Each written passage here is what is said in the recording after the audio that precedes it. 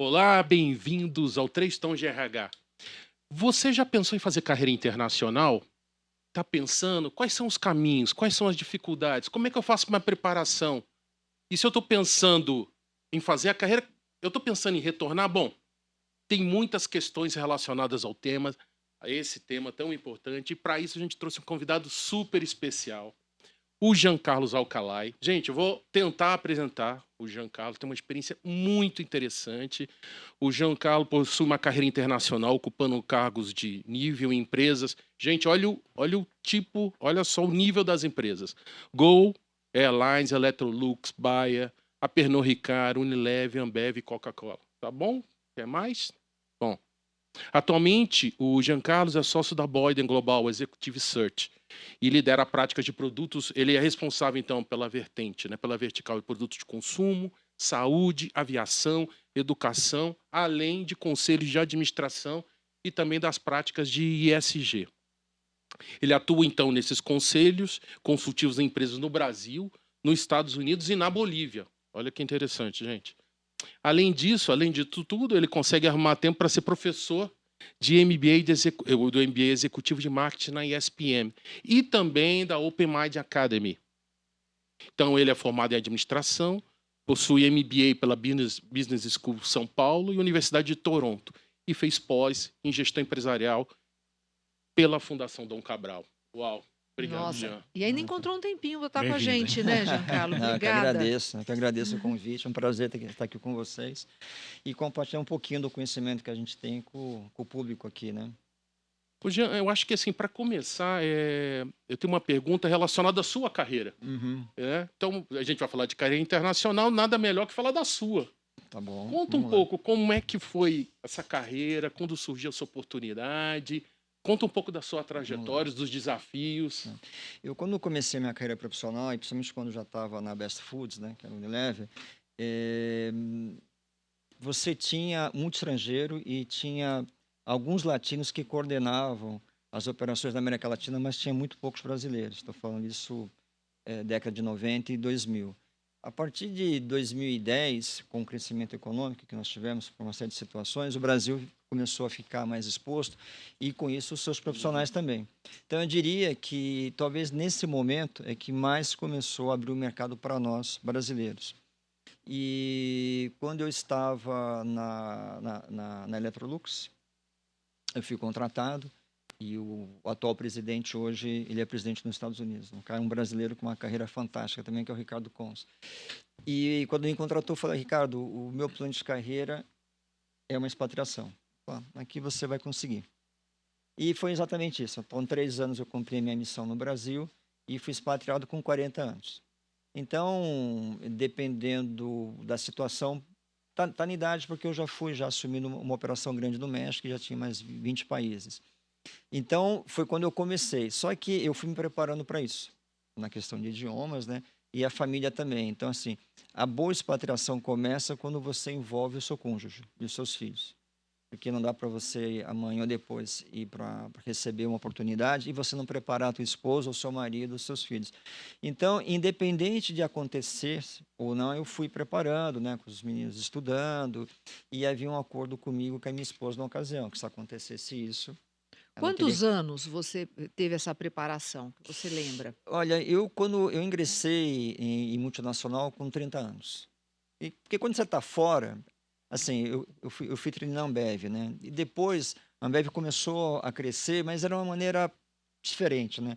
Mas quando você coloca o pé numa empresa multinacional de 100 anos, que era o caso naquela época, ele já tem uma estrutura, já tem um começo, meio e fim, né? Hoje a Ambev também tem, porque tem centenas de brasileiros, né?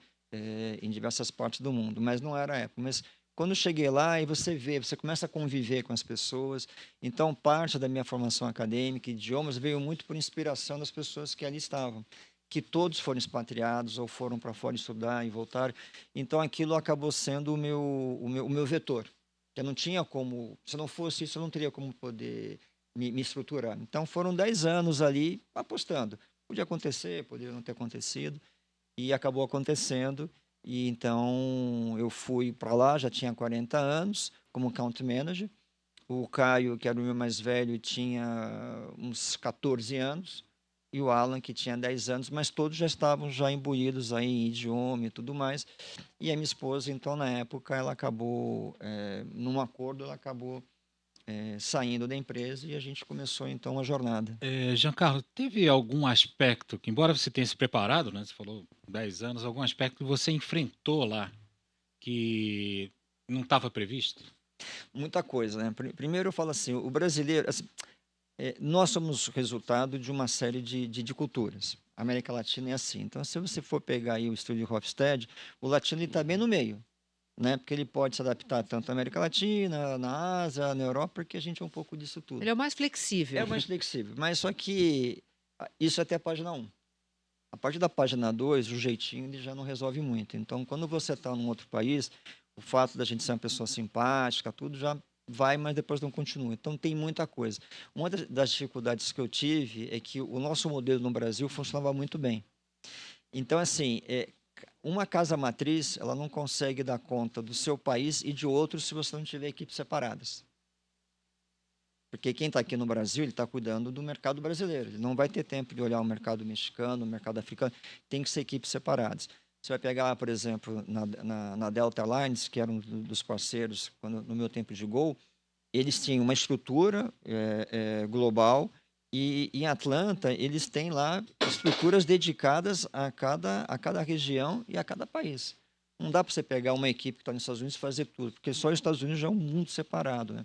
Então, essa foi uma das coisas que eu senti que, às vezes, a estrutura ela não está preparada para isso. Por quê? Porque as pessoas também não estão preparadas a nível multicultural para te atender Pra receber. naquele mercado. Então, não é só você na ponta, é quem também está na casa matriz. Por isso que tem empresas que se separam, né? O Brasil é Brasil e a matriz da América Latina pode estar no México, Miami, muitas vezes, pode estar na Argentina, mas você tem que separar, porque se ficar ali dentro, Quanto dá tempo você problema. ficou lá, nessa Eu posição? fiquei, na realidade, assim, metade da minha carreira foi Brasil e metade da minha carreira foi relacionada à carreira internacional. Então, lá foram 3 anos, depois eu voltei para o Brasil e fiquei mais um ano tocando na América Latina. E nessa época também o Brasil estava numa outra fase e quando eu voltei, eu conversando com os colegas de mercado, ele falou, olha, se você quer continuar a sua carreira internacional e com toda essa mudança que está tendo, talvez o ideal é você para uma empresa brasileira. Porque estava começando a expansão global de Natura, de Boticário, de Gol, de TAM, que ainda era TAM, Alpargatas, enfim. E aí eu recebi um convite para continuar na indústria de consumo para uma empresa mexicana no Brasil e me veio a oferta da Gol para assumir essa direção na área internacional. Então eu falei, bom, aqui eu consigo continuar minha carreira. Aí foram mais 11 anos, né? Então, no total foram 15 anos em carreira internacional, foram 2 expatriações.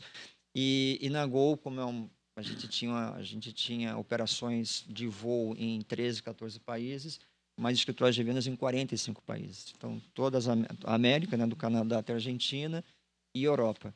Então, era o tempo todo conectado com esse pessoal e metade do tempo no avião, né? Então, esse também é um dos quesitos para quem vai ter uma carreira internacional cobrindo em diversos países. Então, Tem é que uma agenda gostar complexa. tem que gostar de viajar, né? Muito, muito. Sempre México? Ah, não, você ficou em Miami também? Não, nessa época eu cuidava pela Electrolux, a casa matriz é o Estado do México, então eu cuidava de México, América Central, Caribe, dava uns 18 países. E aí, quando já na Gol, não, na Gol já cuidava, e lá a gente tinha operações também para Miami e para Orlando. Então, a cada 2 meses estava ali acompanhando também, porque tem um mercado étnico brasileiro muito forte em diversas regiões, né? A Argentina é um mercado muito forte também, o México também. Então, e tudo isso exige de você, não só de idioma, mas como é que você vai enfrentar. E só para completar a tua pergunta, eu mesmo não estava preparado, porque quando eu cheguei lá, eu fui muito voltado para uma missão, que era negócio. Certo. Só que o negócio não encaixou porque era outro modelo, então a gente teve que rapidamente pivotear e encontrar o modelo. Mas aí você começa a ver as mudanças multiculturais, né? E eu me lembro que uma vez eu estava na América Central e a gente foi visitar um cliente. E a gente tem aquela visão assim meio infantil, fala, você vai num país pequeno, as pessoas são menos preparadas. Não. Cheguei nesse país da América Central e quando eu entrei na empresa tinha um busto do fundador. A empresa tinha mais de 100 anos. Eu falei assim, 100 anos em qualquer lugar do mundo é muita coisa. Aqui num país, muito mais. E aí, você pegava aquela época sandinista, na década de 70, onde tem muito comunismo, então muita gente foi expulsa dos seus países. Então tem muita gente da América Central que foi embora para os Estados Unidos. Só que depois que a situação política ficou resolvida, muitos voltaram. Só que os que voltaram já tinham 40 anos. Então, eu estou negociando com um dos herdeiros, né? E, na realidade, ele não era um latino puro. Ele era um latino que, com 14, 15 anos, a família foi expulsa do país e ele estudou nos Estados Unidos. Então, ele criou o modelo mental dele de negócio nos Estados Unidos. Então, ele não era um latino puro.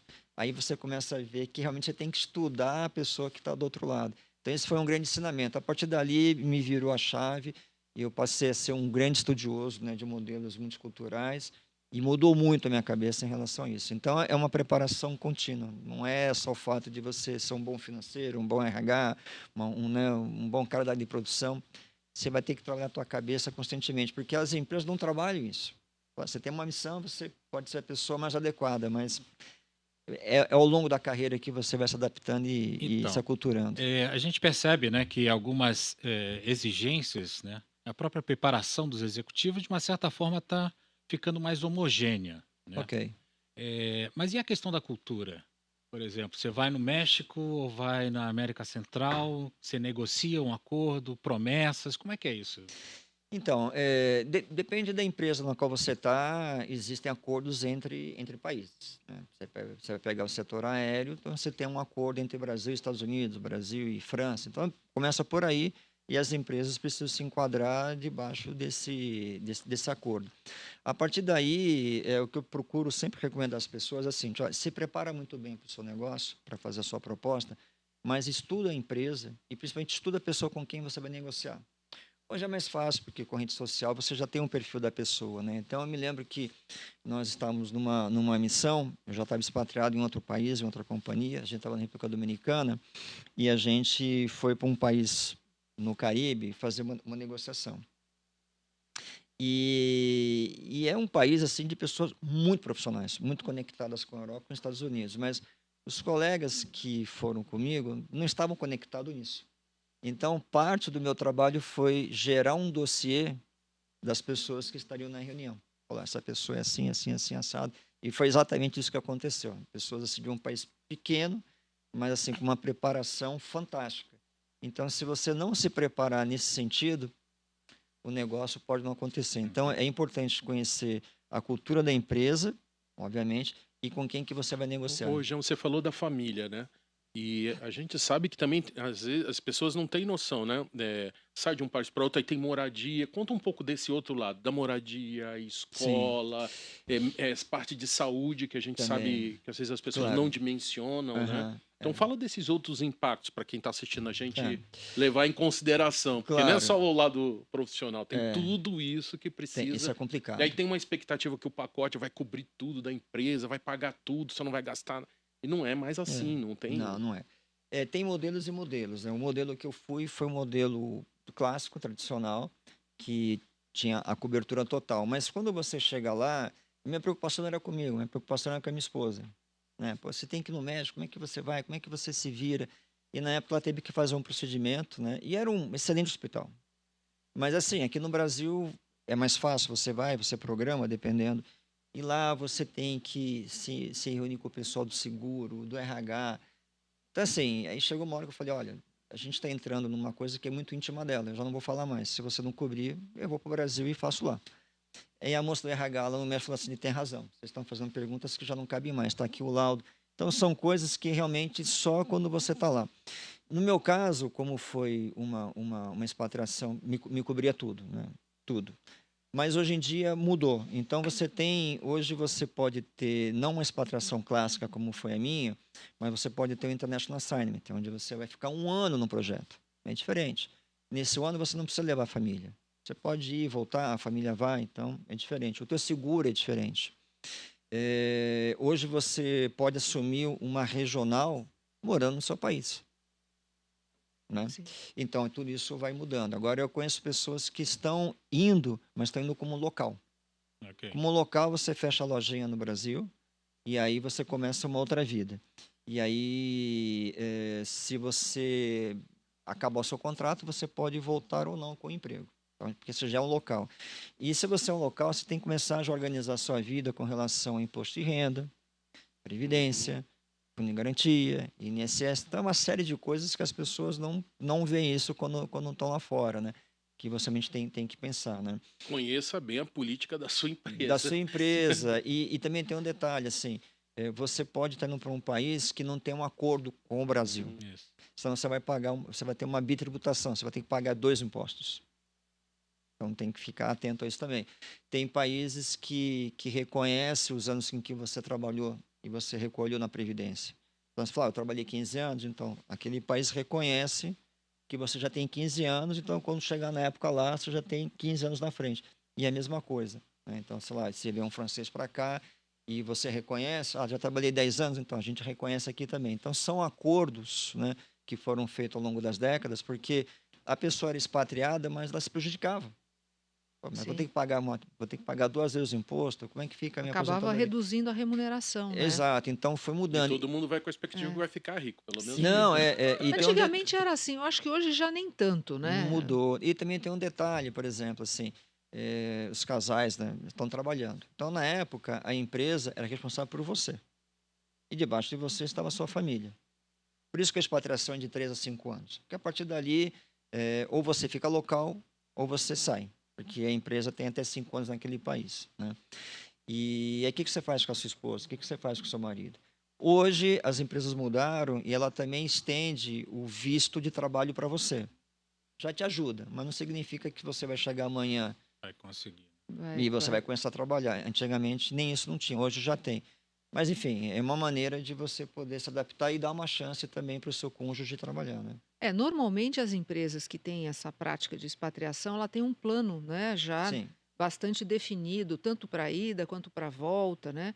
E já dentro de um encarreiramento aí, né, um crescimento esperado para o profissional. Como é que foi isso para você? Então, após, né, esse período de expatriação, o retorno dentro da uhum. mesma empresa, como é que foi? Eu, antes de ter minha primeira expatriação, mas já tinha já esse projeto, eu li um artigo de um ex-expatriado, faz uns 20 anos atrás, ele relatando a experiência dele, de voltando para o Brasil. Depois ele montou lá uma consultoria justamente para poder ajudar as pessoas. E eu vivi exatamente o que ele viveu. Essa questão da carreira não é tanto assim como a gente imagina, né? Porque a expatriação, ela pode acontecer porque você já deixou isso claro dentro da empresa, você se preparou, você se relacionou, né? Surgiu o momento. Agora, não significa que você vai voltar ou que você vai para outro lugar, porque não funciona assim. Não é que você fala, você vai agora para tal país, depois não vai, porque, além do que, nada é estável hoje em dia. Você vê que é tudo um ciclo, que são pêndulos, E tem que entregar os resultados. tem que entregar o resultado. Então, a pessoa sai bem, daqui 3, 4 anos, a indústria dele não está bem. Então, ele não vai voltar para o Brasil, assumir uma posição chave ou vai para outro país. Então, é muito difícil. E quando você está na arena internacional, não é só você. Tem outros expatriados também que estão buscando um espaço em outra região. Então, assim, você tem que ter um resultado muito interessante, você tem que ter um relacionamento muito bom para que as coisas comecem a acontecer. Porque se você está, por exemplo, na América Latina, porque antigamente você só se movimentava dentro da região. O cross-region não existia. Você saía do Brasil para a América Latina, do Brasil para a Europa, não existia isso. Era mais dentro do seu mercado. Hoje existe. Então, você está competindo com muita gente, né? Está competindo com muita gente por uma posição quando tem. É. Quando tem.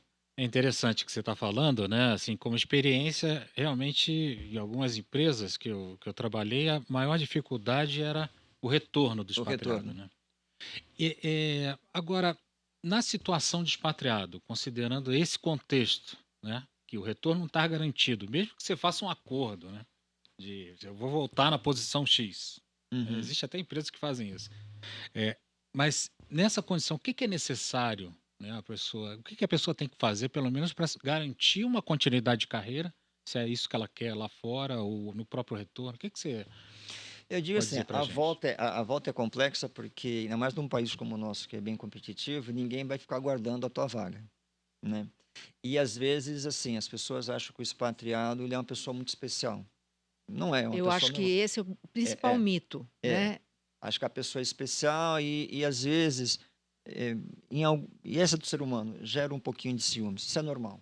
Isso é normal. Então, eu conheço e converso com muitos expatriados que querem voltar para o Brasil e têm dificuldade de achar espaço na própria companhia, porque é natural. A não ser que você, olha, realmente vagou aquela posição de vice-presidente, de CEO, e você é o cara, foi preparado, é diferente. Mas quando você volta junto com os seus pares, tem empresas que acolhem muito bem. Tem outras empresas que você vai ter que galgar seu espaço, porque já tem gente ali que, como você anteriormente, já tem seu espaço garantido. Então, o fato de você ter vindo de uma expatriação não significa que vai ter um tapete vermelho. Ao contrário, a competição é tão ou mais feroz, né? E muitos voltam quando realmente já não tem o próximo step, então ele volta. Então a volta sempre é complicada. E tem, obviamente, que o homem e a mulher, quando é expatriado, realmente ele tem um pacote diferenciado, porque assim, você tá com uma missão. Eu nunca trabalhei 8 horas por dia. 15, 16 ou 18 horas por dia, quando eu estava lá fora. Eu tinha férias de 8 semanas. Não é possível. Um, porque não é da nossa cultura ter 8 semanas, e outra que eu nem me sentia bem no país onde a pessoa levava 10 anos para ter 2 semanas. Então aquilo seria um disparate total, né? Então é bem complexo. E quando você volta, você mesmo tem dificuldade de se readaptar com o país, readaptar com a cultura. Os filhos também têm essa dificuldade, porque e muitos nem voltam, né? Às vezes até os filhos vão ficando, porque entrou na Uhum. faculdade, se já foi um pouquinho maior, já se casa. Então eu tenho casos assim de colegas que foram indo e foram deixando os filhos no mundo, literalmente, porque um foi fazer a faculdade, o outro foi trabalhar. Tinha um caso de um colega nosso também da Electrolux que ele estava, a última missão dele foi na Argentina. Ele era um sueco. E aí ele tinha um filho que morava em Estocolmo e 2 filhas que moravam em Londres. E ele ia se aposentar e decidiu morar em Cascais. Então você vê que é uma Muda a vida cabeça, né? Eu muda acho que deve mudar completamente. muito a Muda, percepção de mundo, né? muda. Porque aí a pessoa vai buscar também aquilo que é melhor para ela em termos de conforto financeiro. Ó, poxa, voltar para tal país está caro. Ficar aqui é mais barato. O clima aqui é melhor do que lá.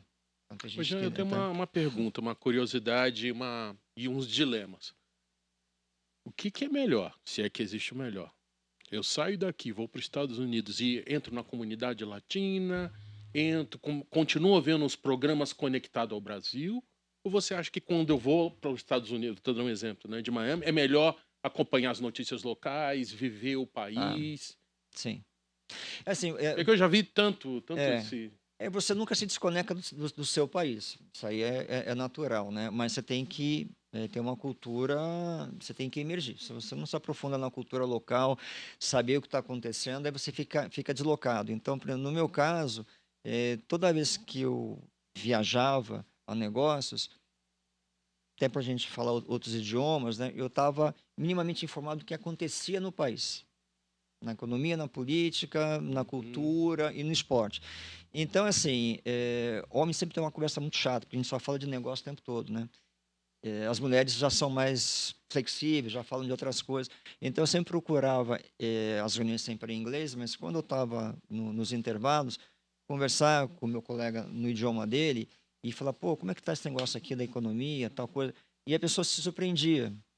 E ele achava interessante o fato da gente se interagir com ele. Então, isso para ele era um respeito da cultura.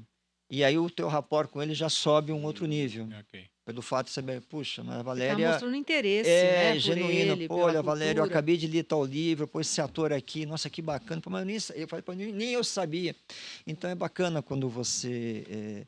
E eu tenho colegas meus que eles já não. Que foram mais radicais, né? Eles cortaram tudo de Brasil, só tentavam falar inglês em casa, só escreviam em inglês, porque se você tem 10, 12 anos, você se adapta muito mais fácil. Um homem de 40, ele tem que se esforçar mais. Então, um dos meus amigos, que era o JC, ele faz isso. Era um desafio diário, né, de estar total. Isso porque já tinha 25 anos nos Estados Unidos. Mas ele Uau. ele se esforçava todos os dias para só ler inglês, só falar inglês, só viver a cultura. Não que ele abriu mão do Brasil, mas ele falou: se eu não, né? Se eu não entrar, eu não consigo negociar, eu não consigo me interagir. Então, essa é uma dica interessante também. Giancarlo, fazendo uma avaliação então dessa experiência para você, o que que foi bom e o que você talvez não gostaria de ter vivido ou que poderia ter sido diferente? Uhum.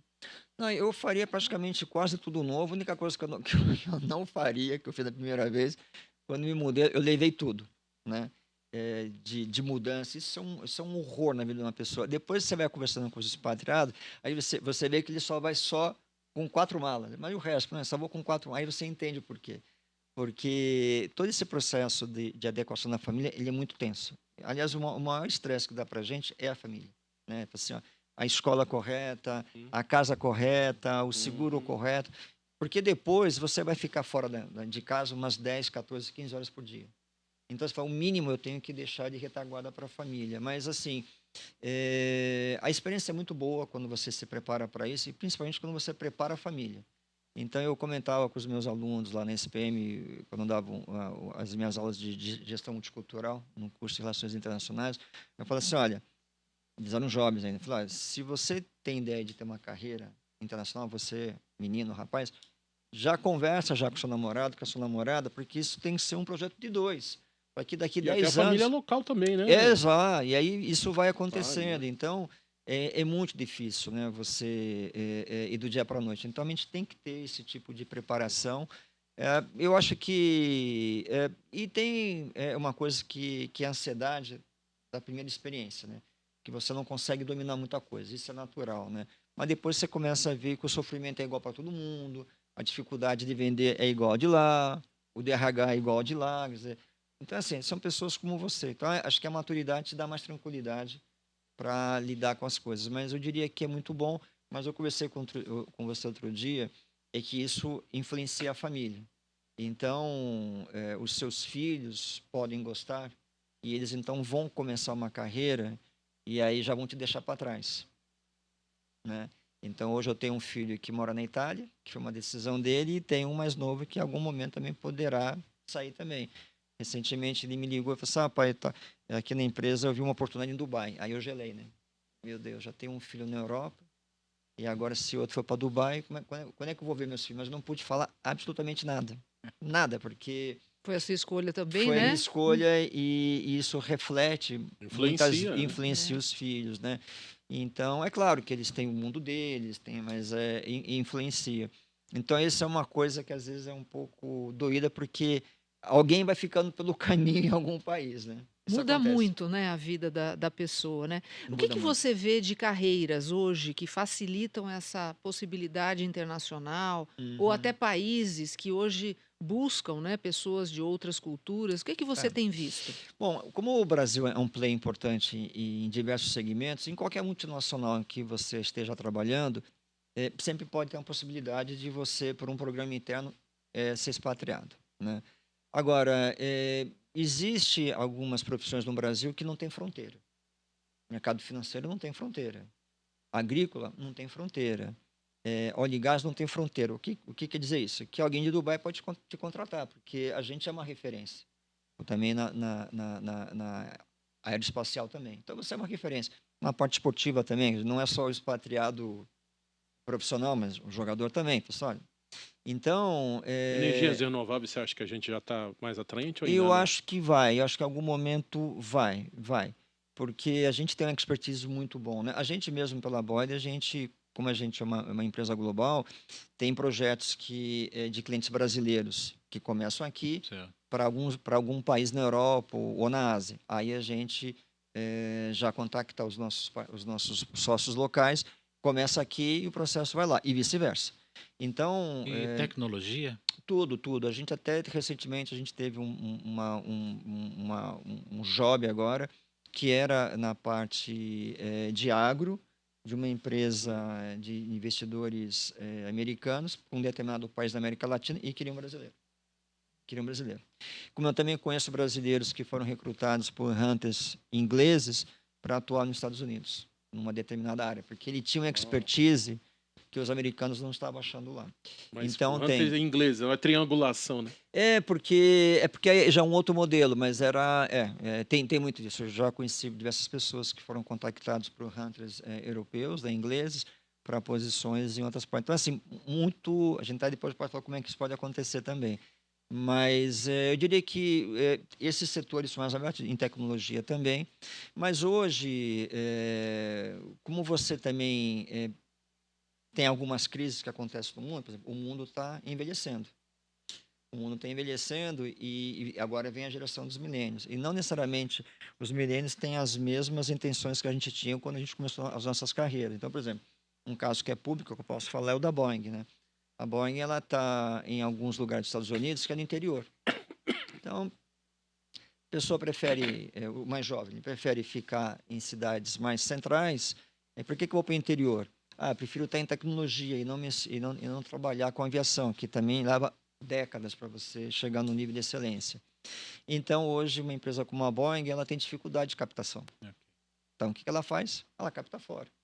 E hoje ela tem um dos centros de excelência dela aqui no Brasil, aqui em São José dos Campos, e ela então se abastece de profissionais que estão no vale, ali na região de São José, porque tem aí o ecossistema são de quase 400 empresas lá, né? Então ele vem pegar a gente aqui para desenvolver um trabalho aqui que depois vai refletir em outros países. Então é uma caça ao talento. Então muitas vezes você dependendo do segmento, você proporciona que o talento vá, ou você vai atrás do talento, ou fisicamente, ou até hoje com essas empresas que permitem você estar aqui, ter um visto para trabalhar nos Estados Unidos morando aqui. Entendeu? Acontece também, tem muita coisa. E tem países também que já é diferente, em que eles já geram um visto que permite que qualquer pessoa possa ir para lá trabalhar. Só que tem que preencher determinados pré-requisitos acadêmicos, né, profissionais e também financeiros para você estar lá. Eu estava comentando com a Valéria, você pega, por exemplo, a Bolívia, ela tem acho que outros países também da América Latina, Brasil não, eles têm um convênio com o governo espanhol em que o estudante de medicina, quando acaba a faculdade, ele pode validar o diploma dele na Espanha. É um processo longo. Valida. Depois que validou, ele, em tese, pode trabalhar como clínico geral lá, ou como socorrista, por exemplo. Mas o pessoal vai para poder estudar. Então, o governo falou assim, ok, você pode vir para cá para estudar, mas você tem que preencher os pré-requisitos. E um deles, você tem que ter 30 mil euros na conta. Porque é o tempo que você vai ter que 4 anos estudando, ganhando um pouquinho para poder se manter e você vai usar essa reserva. Acabou os 4 anos, você já tem o seu diploma já reconhecido, só que você já tem uma especialidade. Então depende muito. Tem muitos países, Portugal faz isso, Espanha faz isso, Irlanda, tem diversos países que tem. Depende muito, por isso que eu falo. E aí, tem pessoas que querem. Expatriação, a gente está falando de pessoas desenvolvidas, formadas, mas tem muita gente que quer ir para fora. Mas você também pode ir para fora organizando a sua saída de uma maneira em que te permita continuar a sua carreira lá fora, independente de você ter um convite ou não. Então, tem muitas empresas, o Canadá também faz isso. É que você tem que buscar, você tem que estar atento e começar a se preparar para isso. Então, existem diversas maneiras de ter um desenvolvimento de uma carreira E profissional. atenção a esses pré-requisitos, né? Sim, tem que ter. Mas aí, se você começa a acompanhar o que acontece nos Uhum. países, você vai achar muita oportunidade. Mesmo falar, mas eu não trabalho em grande empresa, não importa. Mas você tem a condição, só que você vai ter que se adequar à demanda do país. E ao chegar lá, você vai ter que começar a sua vida buscando e vai chegar também, E né? tem a própria questão de empreendimento, né? Quem quer empreender fora também, né? Sim. Aí já é um pouco diferente. Você pode, para os Estados Unidos, na época era $500.000 que você tinha que depositar.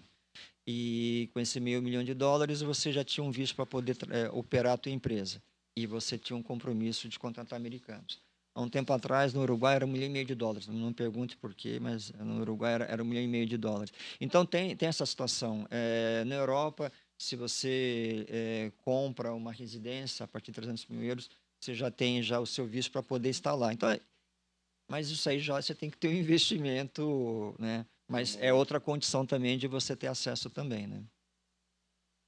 Ou É um fazer sucesso uma também. parceria com alguém também, uma empresa lá, quer dizer, tem uma parceria onde você é empreendedor, faz uma parceria ali, de repente pode A desenvolver algo. parceria, sim, mas aí você tem que ter uma sociedade lá. Entendi, Uma sociedade lá e colocar dinheiro, porque aí no caso dos Estados Unidos eles vão falar, ok, por que que eu vou te dar o green card? entendi. Entendeu? Então você tem que justificar. Então você vai empresário, tem muita gente aqui do setor de hotelaria, por exemplo, que vai para lá e ele faz esse depósito e começa a trabalhar e começa a montar. E também tem as sociedades também. Você pode fazer uma parceria no sentido de ter alguém que te represente lá e você vai ter lá um visto que te permite entrar e sair diversas vezes ao longo do ano, que é o B2, né? Mas não que você possa M- ali ficar. Morar, né? Não, não, você pode ir e voltar. Claro que à medida em que você vai fazendo mais investimentos, tem outros vistos também. Mas aí até você ter ali o seu visto para que você possa ir, achar que você vai levar a tua família, é um caminho muito grande. Mas tem muita alternativa, né? E tem um outro ponto também que é importante comentar, é assim, né? Que quando voltando para o assunto do expatriado, né? Quando um expatriado ele vai para um país, você tem que justificar perante o Ministério do Trabalho por que que você está levando aquela pessoa. Por que que você está trazendo o Pedro se eu tenho a Maria aqui? Ir lá e justificar. Estou levando essa pessoa por causa disso, disso, disso, disso, disso. Porque, de uma certa maneira, você poderia estar tirando a posição de uma pessoa local. Então, você também tem que justificar a ida. Por isso que as empresas, quando te patrocinam, é uma grande responsabilidade. Ela tem que ir lá te defender perante, né, a autoridade e durante os anos que você ficar lá, ela é responsável por você. Por isso que tem muita gente que fala assim, mas eu não posso tentar trabalhar nos Estados Unidos e entrar. Você pode tentar, mas nenhuma empresa te dá visto. Mas eu conheço muita gente que é interessante, que leva mais tempo. Mas tem gente que consegue, estando no Brasil, com uma determinada formação, entrar com uma solicitação de visto, como um green card, porque ele é reconhecido que ele tem uma experiência muito grande. Aí é ortogado. Eu conheço pessoas que fizeram isso no Brasil sem ter saído do Brasil. E algumas carreiras específicas também, às vezes que falta ali Pode a mão ser. de obra ou a É, especialização, né? Nesse caso, era um executivo financeiro de muito bom nível e ele fez o contrário. Ele nunca foi expatriado, mas ele conseguiu fazer essa tramitação nos Estados Unidos, conseguiu o green card dele e aí ele tomou uma decisão muito corajosa, que foi encerrar a carreira dele no Brasil e ir para os Estados Unidos com a família, já como cidadão americano, mas sem emprego. Aí Eu foi tenho uma eu tenho outra. uma dúvida. O brasileiro que vai para fora, né? Assim, qual é a principal dificuldade, né, do perfil do brasileiro quando ele está fora, né?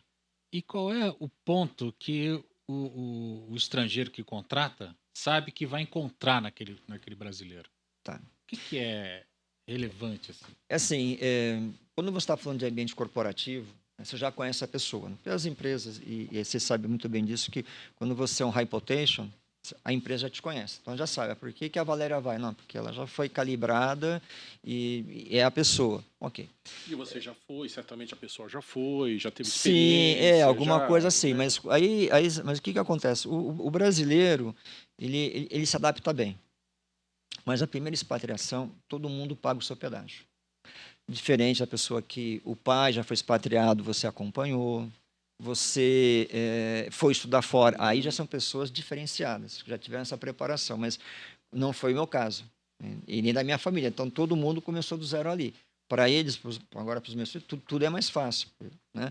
Mas para a gente, o primeiro foi difícil. Então, assim, o Brasil ele se adapta. Tem a questão da comida, tem a questão do frio, e a gente não pode se enganar. Você pode ser o presidente da operação naquele país. Você cumpriu uma missão. Fora da companhia, você é uma pessoa normal. Diferente de você estar aqui no Brasil, que você vai jogar bola, vai sair, vai para a praia. Não, essa integração lá não é tão fácil. Por isso que as pessoas acabam vivendo dentro da sua comunidade. Se você fica lá por muitos anos, os filhos, sim, mas é muito difícil. Aí vai no que você falou, mas é importante você tentar se aprofundar, mas nem todo mundo vai te dar espaço e ninguém vai te convidar para o Ok. barbecue de domingo. Então, é um processo. Talvez o seu filho sim, você não, porque o filho do teu vizinho vai convidar o teu No filho. máximo Mas você vai deixar na porta e então vai é deixar. assim. Mas tem uma coisa assim que eu aprendi com um brasileiro, Pedro Ivo, que ele era do setor de óleo e gás, foi expatriado por décadas. Ele tem uma história assim interessante. Ele fala assim, olha, Jean, assim, o brasileiro é muito competitivo e a gente se adapta bem. A gente está falando de pessoas que se prepararam para isso.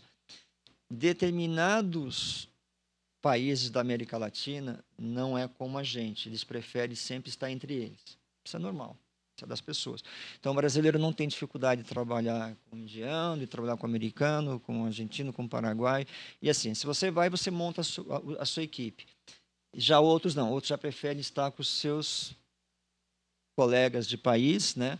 Que ele se sente mais seguro. Então, e depois eu fui vendo exatamente isso, que o brasileiro ele vai e monta equipe dele com quem tiver, mas de alguns países específicos ele sempre trazia as pessoas porque ele sentia a confiança. Acho que é É do de ser cada um. humano também, né? É É do onde ser sente humano. mais proximidade, mais É, empatia, mas né? eu acho isso complexo, né? Porque não te permite a diversidade, É. principalmente de ideias, né? Porque quando você está com uma equipe diversa, e também te faz crescer mais, né? Porque aí você tem que estar ali. Agora, quando você vive dentro do teu submundo, né? Dentro do teu, no outro país, como é que você consegue integrar? Você não integra. A pergunta que eu tenho muita Pois curiosidade não. agora, né? A gente já está caminhando para o final, né, Serginho? Uhum. Você iria de novo? E para onde você iria? Eu iria, não vejo nenhum problema. Acho que a única dificuldade é quando você vai para países que geram dificuldade para as mulheres. Que aí não dá para você deixar a sua esposa, a sua filha numa situação exposta. Então, eu acho que nessa situação eu preferia não ir, né? Mais em respeito a elas do que à carreira, né? Mas eu não vejo tanta dificuldade. Depois que você vai na primeira, segunda, porque você entende que são missões. Você não. E uma coisa que eu Mas é percebi algo que hoje. você sentiria vontade ou só se surgir? Não Não, é só, algo só mais se que. surgir, porque como eu passei quase 20 anos fazendo isso, hoje para mim essa relação ela é tranquila. E eu, como tive a felicidade de viajar por muitos países no mundo, eu te falo hoje, assim, com uma certa tranquilidade, que o Brasil é um país muito legal. E a gente que mora em São Paulo, a gente está falando aqui, a gente fala que São Paulo está no top 10 do mundo em termos de cidade, de oportunidades em geral. Eu entendo que quando a pessoa é mais jovem, ela quer viver diversas experiências, mas hoje eu vejo que a gente tem uma série de situações que é muito legal. E eu conheço muita gente, muito estrangeiro, somente europeu, que não quer voltar para a Europa. Quer ficar aqui, Ele né? quer ficar aqui. A missão dele já acabou, às vezes até casou com um brasileiro, ele não quer voltar porque tem a questão do clima, tem todas as dificuldades que a gente fala, mas assim, a pessoa ela se sente motivada em estar aqui por causa da cultura, por causa das pessoas, também pelas oportunidades, porque aqui, por mais que a gente tenha as nossas dificuldades aqui, mas o mercado aqui tem muito para crescer em diversas categorias, então não tem uma categoria aqui na América Latina, principalmente no Brasil, comparado com a Europa e os Estados Unidos, que não possa crescer. Tem. É. Então, o europeu ele percebe isso, assim, puxa, aqui ainda tem muito mato, né, para Potencial. cortar, como o pessoal fala, né? Então, não diria que a maioria, mas uma grande parte preferia ficar aqui, né? Então, Muito bom. Bom, pessoal, olha, tenho certeza que quem está planejando, pensando, com base nessa conversa, vai tirar muitas ideias, vai tomar muitas decisões. Inclusive, se você conhece alguém que também está pensando, compartilhe esse vídeo, troca uma ideia. Se você tem uma dúvida, encaminha para a gente conversa com o Jean e volta para você. Então, curta, compartilhe, nos acompanhe nas redes sociais, nas plataformas sociais e também de áudio também, se você prefere consumir esse conteúdo por lá. Jean, muito obrigado eu que pela agradeço tua pelo convite. presença. E, pessoal, Valéria, Roberto, sempre bom estar aqui com vocês. Um grande abraço, pessoal, e até a próxima. Obrigado. Obrigada. Obrigado, até a Tchau, próxima. tchau.